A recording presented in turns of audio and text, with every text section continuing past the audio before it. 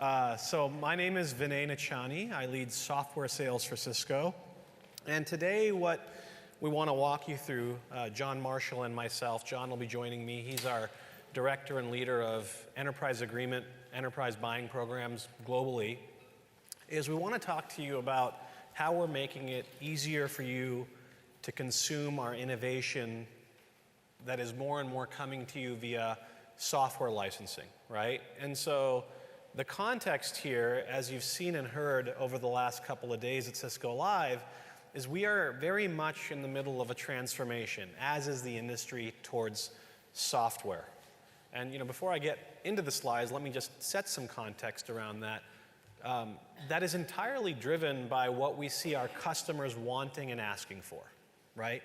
Regardless of the customer I talk to, regardless of the industry we look at, there is this tsunami happening slowly but surely around transformation and digital transformation. And there's a lot of buzzwords associated with that, but at a tactical level, because my background, I've been at Cisco 18 years, but I started off as an engineer in the field. What it means is that for most of our customers, it's more and more becoming all about the app, right? It's all about the application experience. That is how you compete to win. That is where your risk of disruption is from your competitors. That's more and more what's driving success, and we'll talk more about that. But as you look at what we're doing across our portfolio, whether it's the EN space, the networking space with DNA and delivering more automation and analytics and assurance, or you talk about AppD, a company we acquired a few years ago, which is about delivering better monitoring of applications so that we can proactively manage performance and deliver that better experience, or everything we're doing on the security side of the house to secure the app, protect the data, make sure users aren't compromised, comply with regulations like GDPR. It's all about enabling that app experience towards that customer's digital transformation. And that's happening product by product within our portfolio. And as you've gone through the sessions here at Cisco Live, I think you've probably seen and heard those touch points. But at the same time, what we see in here for our customers is like, okay, great, Cisco, going to software, giving us more agility and more flexibility. But as you do that, you're also introducing a lot of complexity, right? Because if I now have a 36-month subscription on every device I buy, over time, keeping track of what I manage and how I manage it and when it renews and what features I'm entitled to is a nightmare. And so from a buying program perspective, what we're heavily seeking to do is to simplify that experience for you. And so that's a lot of what we're going to talk about today, but I just wanted to set the larger context.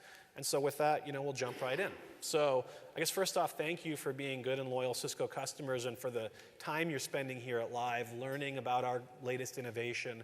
We are very customer driven in everything we do, and it's all about enabling you to be successful. So we appreciate the partnership and your presence here.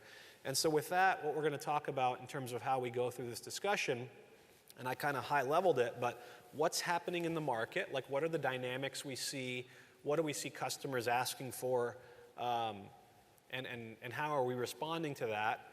How does that translate to our strategy around software and software licensing and buying programs to simplify that experience? And then we'll go through some specifics of some real proof points that we think will be tangible and meaningful for you that you can take back, think about, and potentially execute on to be more successful and make your experience better and simpler. Fair? Good? So from a market perspective, and this is broader than Cisco, across the industry, there's more and more of this pivot to software and cloud, right? And so that creates a changing dynamic and changing demands. And so, what it means, first off, what we see is our customers, you, are looking for more strategic technology relationships, right? You're not looking for a vendor to transact with. You're looking for more of a partnership that's really aligned to your outcome, your objective around that transformation. And to deliver that, again, it's not just about a transaction, but it's about a commitment throughout the life cycle to your success. And so you've seen us launch an organization last year called Customer Experience, which I'm sure you've heard from this week. We brought over a very senior leader reporting to our CEO to run it. And the focus of that organization is after we sell you a product, how do we ensure your success throughout that life cycle, right? Through adopting the technology, getting the most value out of it on your journey. And so within that journey, the criticality of software and services is increasingly important, right? Because the dynamics you face in your business, it's about agility, it's about being competitive and relevant in a faster changing world, and fundamentally the capability to do that via software and services versus hardware, which is much harder to change, is critical, right? And then we see customers looking for flexibility in how they deploy and how they consume, right? So a lot of talk over the last couple of years about cloud. I think 4 or 5 years ago, there was an assumption that everything was going to be in the cloud and delivered as a service. I think the pendulum has swung back to the middle, where we recognize it's not all about cloud. There are certain things that make sense to run in a cloud. There are certain things that make sense to run on-prem based on data security, privacy, control requirements. And the end state is not one public cloud, but it's a world of many clouds across infrastructure, platform, software as a service, private clouds, things you run.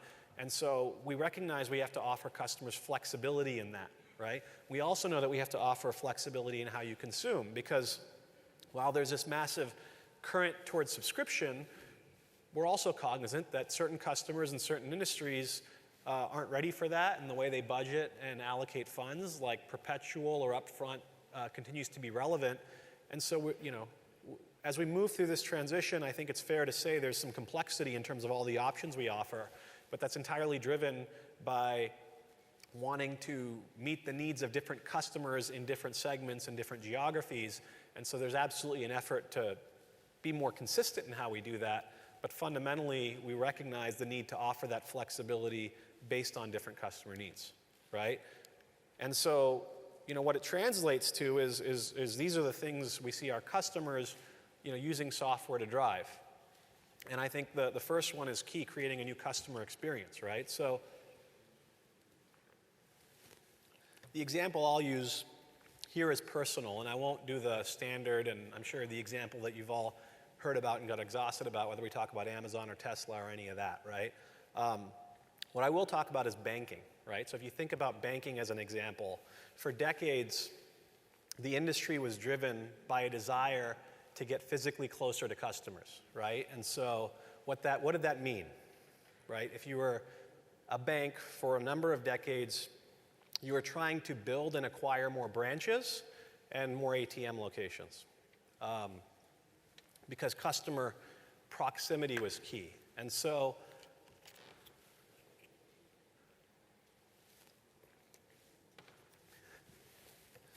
I switched banks a couple of years ago.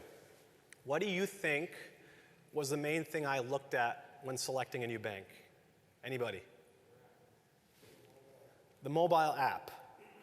And specifically, what was I trying to achieve with the mobile app? Everything. I was trying to do everything.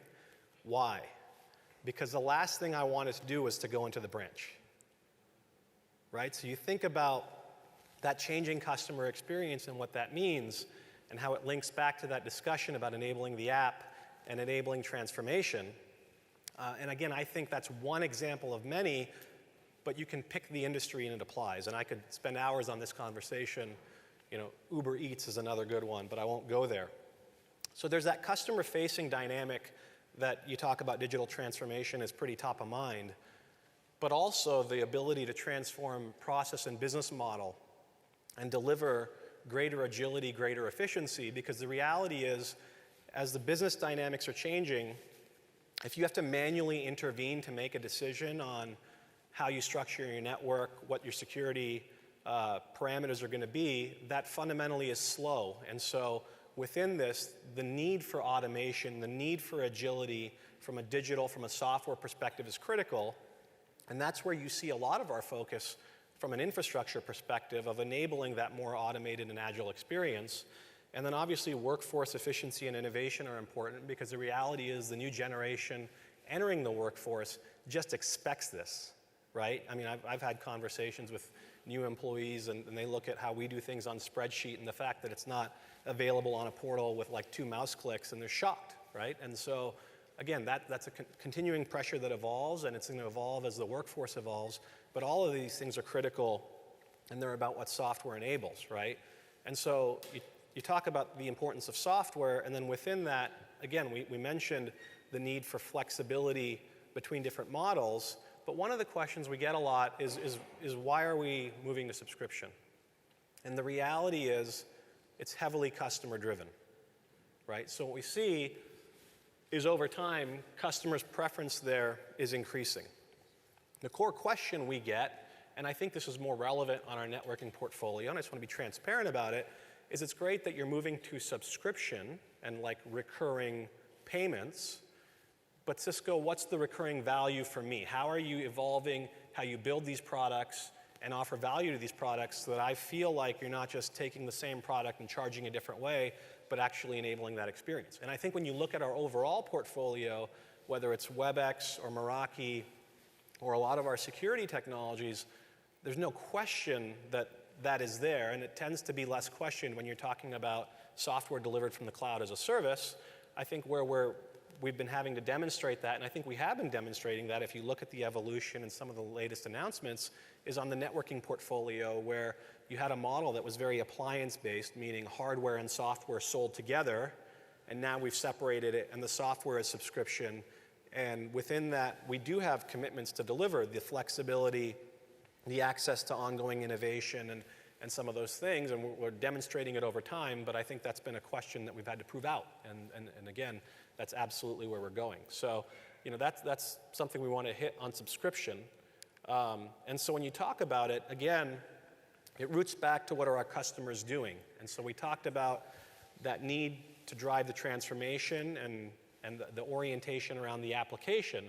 So underneath that, from our product portfolio, there's a number of ways that Cisco delivers that, right? So we are absolutely embracing the multi-cloud world, and I think part of what you've heard this week is how we're doing that, partnering with cloud vendors and offering more of our technologies virtually or as a service to deliver connectivity, policy, and management across public and private clouds, right? The network is evolving, and it's evolving from a very kind of static box-based approach to more systematic around software delivering automation, assurance, analytics, again, to enable you to more agilely and flexibly manage your network.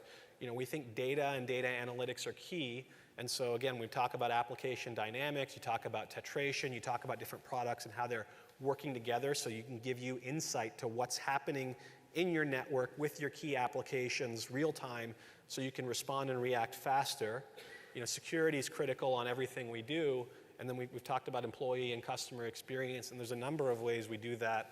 The most predominant is with our collaboration portfolio, you know, providing more flexible and agile and better experiences around meetings and calling and a host of things. And so when you talk about those things and the journey we're on from a software perspective, we recognize this is an evolution. And it's a really significant evolution in our core products, right? Route, switch, wireless, versus security and collaboration, I think, are more software native. But I want to be clear, we talk about software, and I lead software sales. It's not new to Cisco. We've been in the software business for 30 years. We've made great software since our inception, and I would say from the beginning, it's been something that's differentiated us on those routers and switches. What's changed is how we deliver it and how we allow you to consume it and the, call it, innovation curve that we enable around it, right? So when we started, the software was very much embedded and tied to the box, right? It was an appliance. And we started going down a path a few years ago via Cisco One of taking those features that were tied to the box, delivering them in suites, and giving you some flexibility in terms of having that portable. And that was directly in response to what our customers asked for, which is, we love your software, but how come every time I buy a new box, I have to buy new licenses, right? And so that was our first step in enabling that. Once we did that, we started talking about enterprise agreements. And we started doing enterprise agreements very specific to technologies.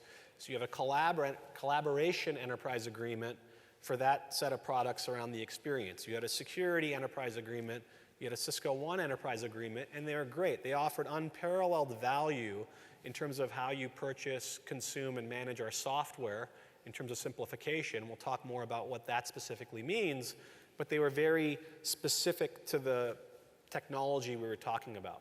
And so where we are today and where we're going is this concept of one enterprise agreement across our portfolio with specific enrollments that you can select, but fundamentally on one agreement so that you're not going through a totally different process for each technology we want to consume. And again, it's a journey for us, but it's anchored in making it easier for you to buy, to manage, and to use our software and our innovation so that you can save cycles that went into operational tasks and focus more on the business and the digital transformation you're trying to enable. And so what is our strategy around software? These are the pillars, right? The principles. It starts with being customer-centric. And so that sounds obvious, but the reality is if you think about what we were doing with enterprise agreements oriented around specific technologies, those were very product-centric approaches, right? So we're trying to be more customer-centric and looking at how you consume what you use and making that experience easier. You know, I talked earlier about the fact that we've got to be flexible in offering options because different customers have different requirements in different markets and we have to meet those needs. But at the same time, if we do that different for every product, it results in an end state that's very complex for everybody and very frustrating for you when I have these 3 options for these products and these 6 options for those products and they don't match and I'm trying to do business one way. And so we're actively cleaning that up. And then everything we do has to be scalable because we're a big company and we've got customers, large, medium, and small, all over the world. And so that's something that operationally is foundational to what we do. And so those are the principles. On top of that, what we orient around is first, we've got to have good, valuable offers in each domain. So think about DNA, think about ACI. Those are our domain-specific offers. And then we unlock consistency via the buying programs that John will be talking about to make it easier for you to consume those things across our portfolio and across your organization.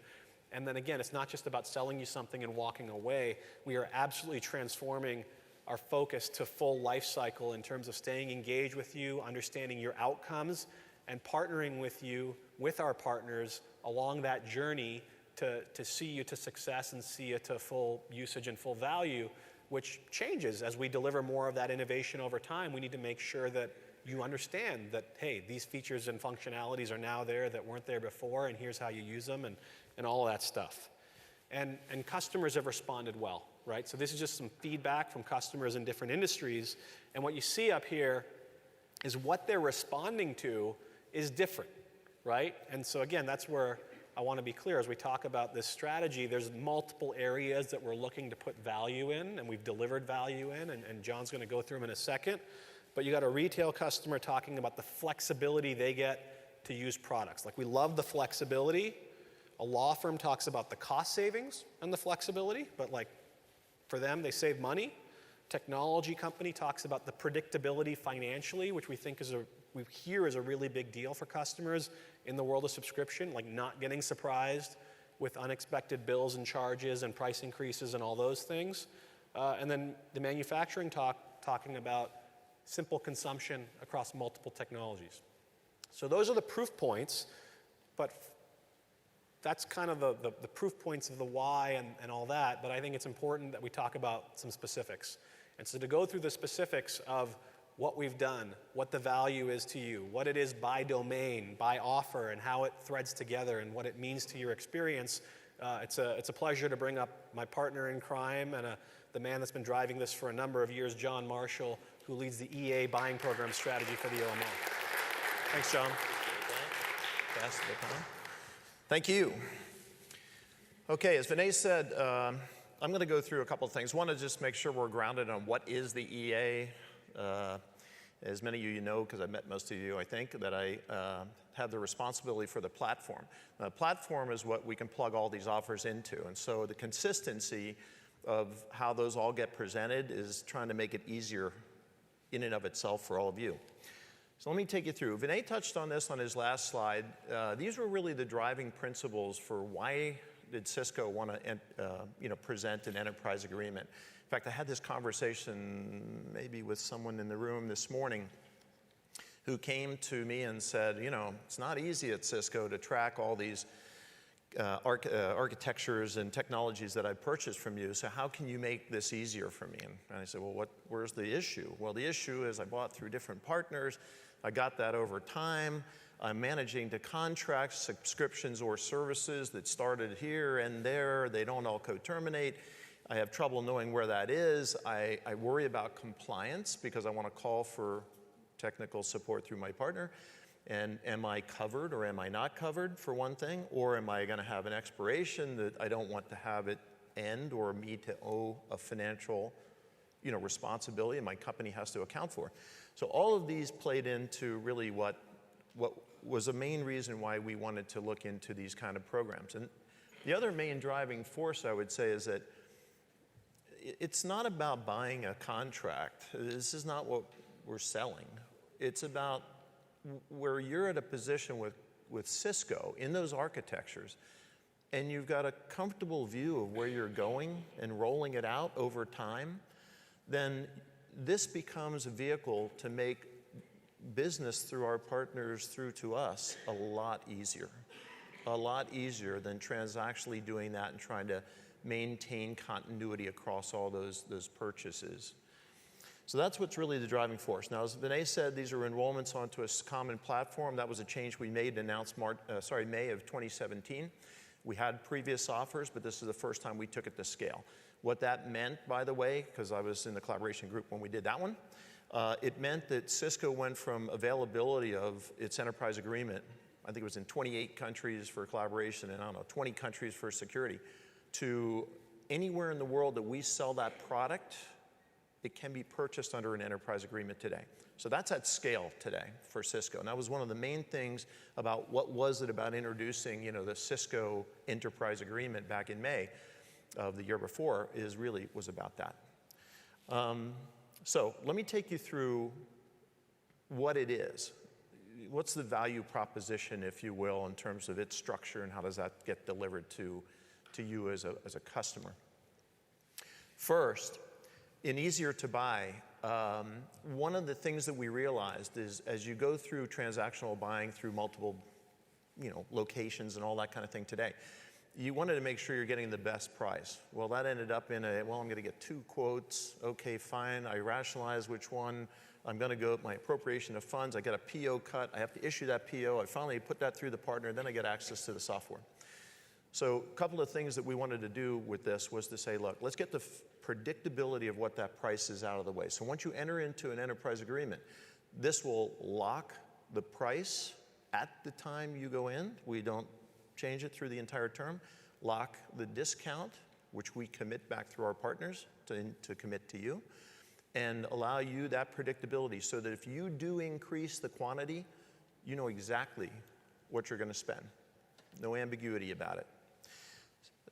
Second is we give you access. Now, access, you would say, well, of course, I bought DNA for switching, and therefore I'm going to get that. But what you're going to see when I go through each of the individual offers is that access is not only on the capability within that realm, but almost all of these today offer access to an add-on capability. I get advantage coverage for DNA and wireless today. That's what I'm entering in on. But I get access to Premier within the enterprise agreement. It's a way to encourage you to take advantage of it. You don't have to buy in any quantities. You could buy in quantity of one, although that wouldn't make much sense for one device to have Premier on it. But you can get to that access to do that. So you're going to see when I talk about the individual structures, how that plays out across all the structures. So we're giving you the opportunity to start at a level and then move up as well. And by the way, there's unique value built into each of these. And I'm not going to go into this here, but you'll see when I go into the individual offers how they're building these offers to help you transition from where you are to either where the architecture is going in a future state or to where you want to go in terms of building out networks. The second piece, easier to buy. Once you enter into an EA and you do consume more or you consume a higher level, we don't charge for that until an annual event. So if you started here in January of this year, and 4 months later you needed additional capacity, we'll give you a portal through which it can be literally directly pulled down. We track the quantity, You don't pay until your anniversary event, which would be in January the following year. The other thing that's important about this, 2 degrees of separation, which I think you may know, is that it's not a true up. So if you consumed 4 months after January and April, most enterprise agreements from software companies would ask you to pay from the time you consume, from April through the end of, let's say it's a 3-year enterprise agreement. So you'll pay that whole term. In our enterprise agreement, we only do this from the anniversary date through to the end. So it won't be until January, and it means it's only for 24 months through the end of the term in my example. Now, what's important about this? It's important because when we actually put this together, we went to our own IT procurement teams inside Cisco and said, well, what's working for us? Oh, by the way, do we have any software agreements with other vendors? The answer is yes. We have 21. Cisco has 21 enterprise agreements for software with providers to us. And so our procurement team said, well, here's what we like and what we don't like. We hate true up. Why? Because you are financially responsible in the month of, my example, of April when you consumed. You have to report that to the company. You have to report it as a liability on the books. You have to keep track of all that. Versus a true forward, which would allow me to get to the point where I'm actually going to spend, and I'll account for it from that point to the end. I don't have to worry about accounting in the front. So just keep that in mind when you go back in your organization. It's a burden we take off the customer. Little added value, obviously, in the use of this software until you get to the payment point. I talked about the access to new capabilities and the on-demand deployment. So it's no longer go through the procurement process, then get access, then load it. You can pull it down, start using it right away. You have full use of that and not have to pay. The last thing is really about management. And this goes back to the tracking of all the starts and the stops. We literally do a lift and shift of everything that you have in that technology area that you buy into the enterprise agreement once. All the subscriptions or services associated with those will now co-terminate, in my example, to the 36-month end date. You add more along the way, it co-terminates to the end date. You add a premium level, it'll co-terminate to the end date. There's no more of this managing to multiple contracts and end dates. That gets taken off the table. You'll know when this all renews, okay? The second thing is that we're going to give you full visibility to your entitlement. We'll lift and shift everything from what you had previously. We'll put it in under, as we say, powered by smart accounts, a smart account bucket where the enterprise agreement licensing will sit. And then everything you order in the enterprise agreement under that enrollment that you have goes through that workspace. We have full visibility for what you've acquired. We have full visibility of your total counts. There's no finding it through different orders and things. This simplifies this immensely, okay? And you get that holistic entitlement management. Now, it's a subset of your smart accounts, so as you build that out for the whole portfolio, things in and outside the EA, it shows up as a piece of your overall view. All right. We talk about simplification in general terms. When we've put this together, we knew kind of theoretically that this would be a big time savings for our companies. That we know it is for us within Cisco with our agreements that we have. And so what we did is we went out to an organization, ESG, and said, can you help us empirically count this? Go talk to customers that have EAs from us and those that don't. Talk to them about what it means in terms of the energy of the things I just talked about and the time spent. And that resulted in some results that came out of this survey, which were, I think fortunately validated what we had seen originally as to why we wanted to build a structure like this. As I showed you before, the pain points definitely came out of what they talked to our customers as a value that you got out of the enterprise agreement. What was really interesting to us is the next slide. And that was this slide. Now, I'm not going to stand here and say this is going to be the case for every customer. This is indicative across a set of a large number of customers that they talk to in our install base that are buying Cisco gear. But what it really points out is that those things I just talked about what it takes to run the business, really add up in terms of hours, time, and energy spent. I actually had a meeting this morning with a customer who completely validated this and was saying to me, yes, I spend so much time working, I spend too much time, let's put it that way, working through how we get acquisition today. when I should be spending time helping my company get full value out of the things I've already gotten from Cisco. And that's good for you, that's good for our partners, and that's good for us. I mean, this is what people often say, what is the value proposition? Do I get a better price and these things? Yes, at volume, we do have pricing, I think, that is showing that the size of the investment, but it's really more about this and why this is an investment for Cisco to stand this up and make this work, why our partners are investing in this, and why I think so many of our customers are investing in this, okay? So let me get back. I'm gonna go now through the individual offers, and so you'll have to bear with me. This is where, take notes, and I'll be happy to answer some questions, but I think this is where you're gonna wanna look at this. If you see something of interest, go back to the World of Solutions, where you can talk to the individual groups as to what's in the enterprise agreement. Certainly we have coverage at the World of Solutions as well, where you can get more of this detail. Let me go through the Cisco DNA enrollments. I think the first point here, you may have heard this announcement. We launched this in December for switching and wireless. Routing is going to be added to this coming up this coming month, so that we have literally moved from what was as Vinay was talking about in terms of the evolution, a starting point in software and how we were structuring it separate from the hardware platforms with Cisco One, is moving now, as you know, Cisco One's moving as well, to basically a DNA architecture basis. Now, what does that mean? That means that Cisco One provided a great, better together combination, a suite of capabilities, but really the architectural strategy for enterprise networking is moving to a DNA-centric architecture structure. And so what's changed in the enterprise agreement is the components of what were there before. Yes, they're there, but this is really now about a structure that we offer to our customers that is helping the customer migrate from existing network configurations into one that is a DNA-centric one over time. What has been the issue has been up until this point in time that a lot of the install base platforms that you may have required a lot of upgrading to even run DNA on a 3K or a 4K or other platforms. Yes, the 9K fully supports, right? So what's included in this today is really interesting.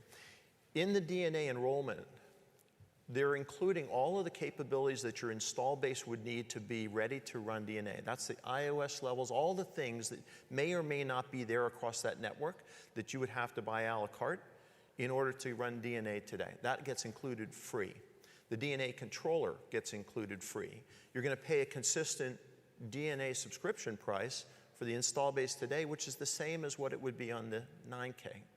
So we're enabling the network today to take advantage of what the capabilities that can run there. And as you migrate the platforms to the 9K, you get to take more advantage. By the way, I often make this analogy. This is really no different than something we all personally connect to here, right?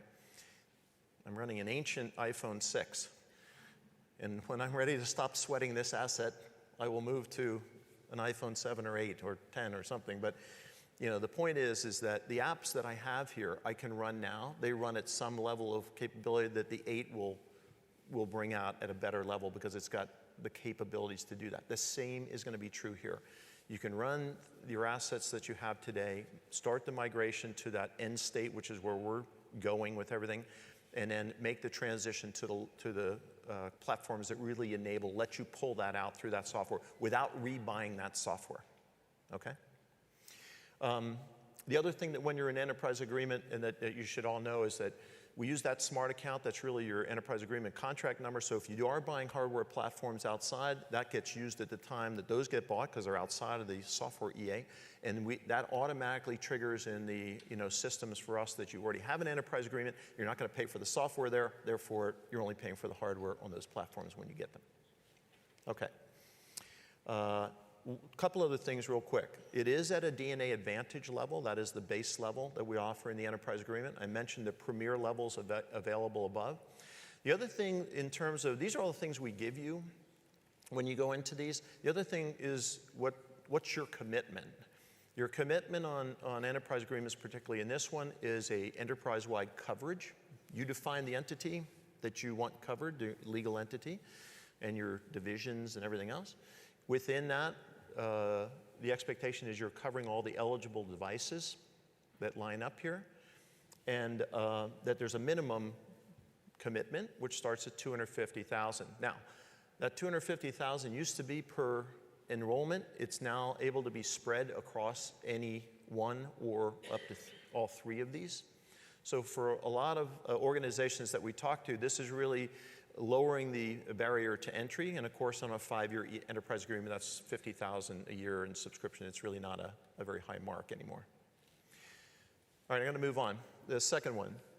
This, we are really excited to announce. This is the first time we're announcing this publicly here at Cisco Live in Barcelona, is the announcement of the data center choice enrollment. Now, this is now what you're starting to see with data center, where we had parts of the data center portfolio before available under Cisco One suiting. You're now able to pick from the more full capabilities. And by the way, I think I heard AppD a little earlier today. AppD will likely be added into this.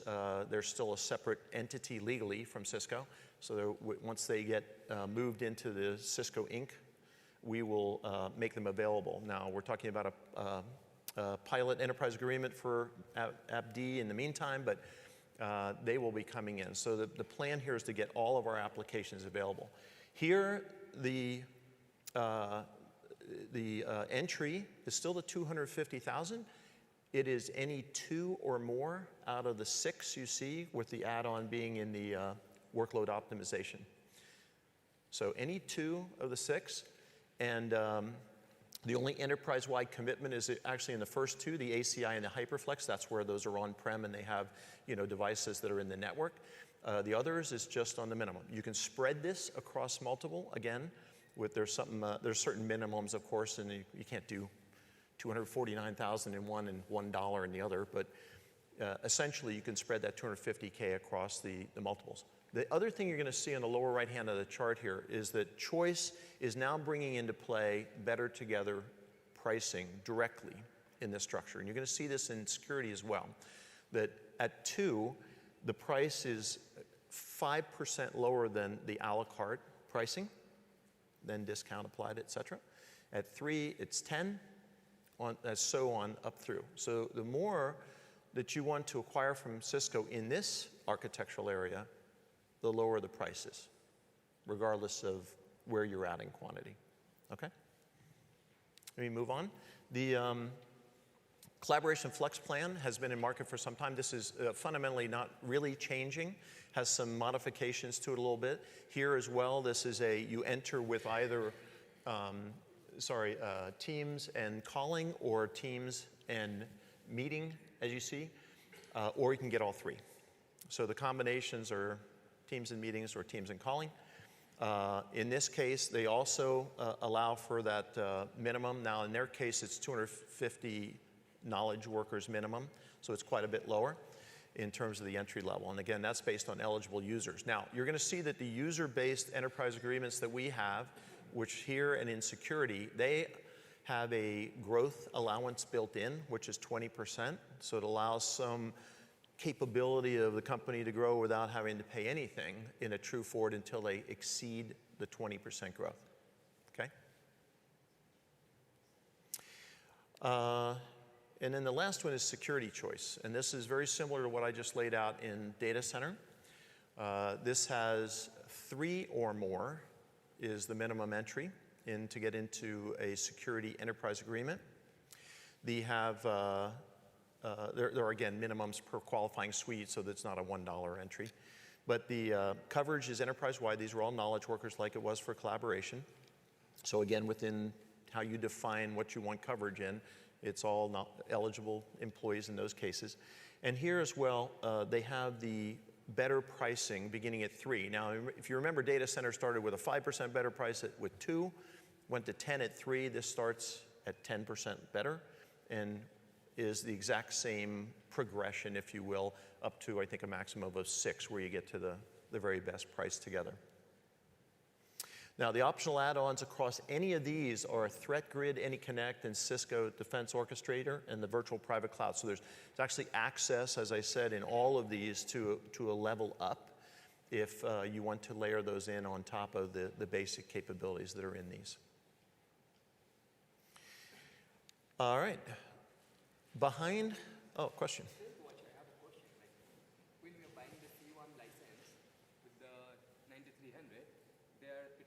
Stealth watch as well as the eyes, but it gives 25 only.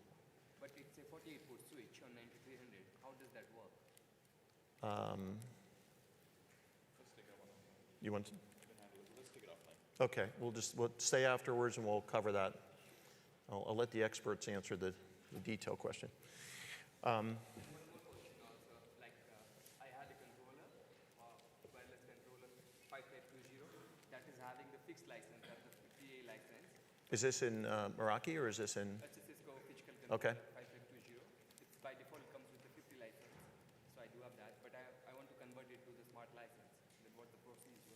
And if I convert it to the smart license, can I run both the APs, like the one with the AP smart license 4800, and the other one like the fixed license at 3800, which is currently running, or do I?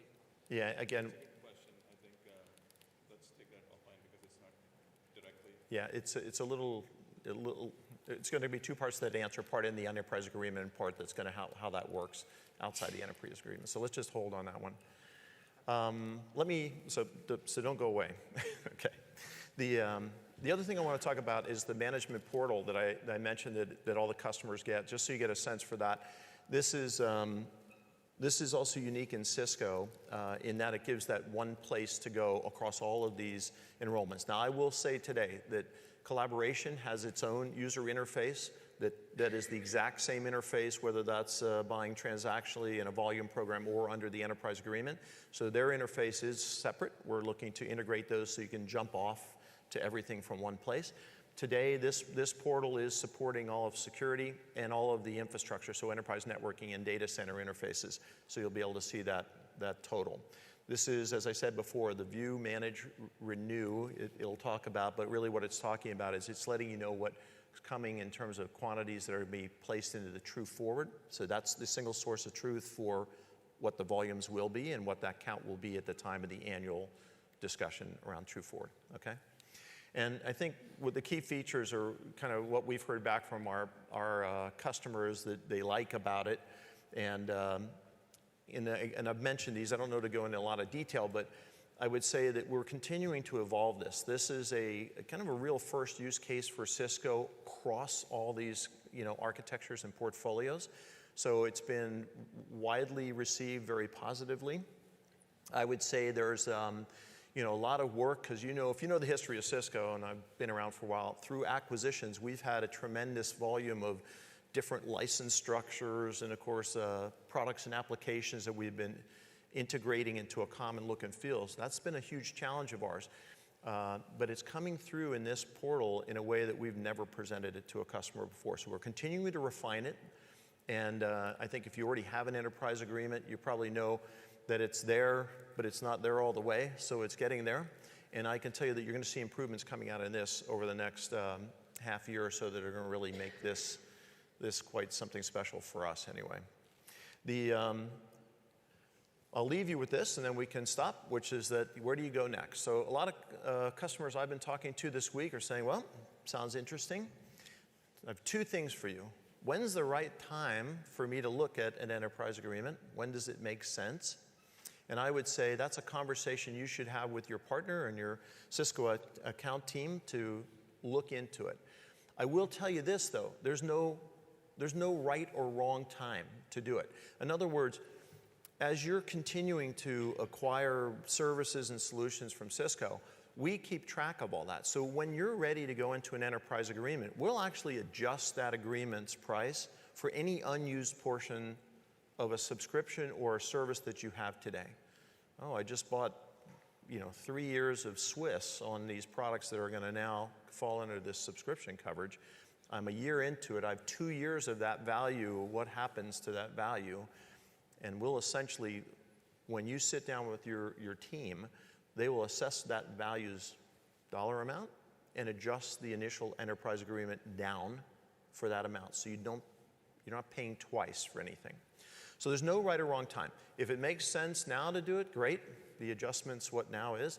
If you look at it again later, at a later time to do it, then that's the amount that adjusts. So it's always going to be, I think, very fair and full value. You're not going to lose any value of anything you've invested in between now and then. Okay? But get started that way. That will help you. It's actually very straightforward today. They'll talk about what you have in your install base or your user counts. They'll talk about what your adjustment might be based on a target start date that you set. And they can certainly do budgetary pricing in a very rapid turnaround today. Okay? And that is the end. So I'm going to thank you for taking time. We have a few minutes after that maybe give us a chance to get some questions answered. And thank you so much for coming in and listening.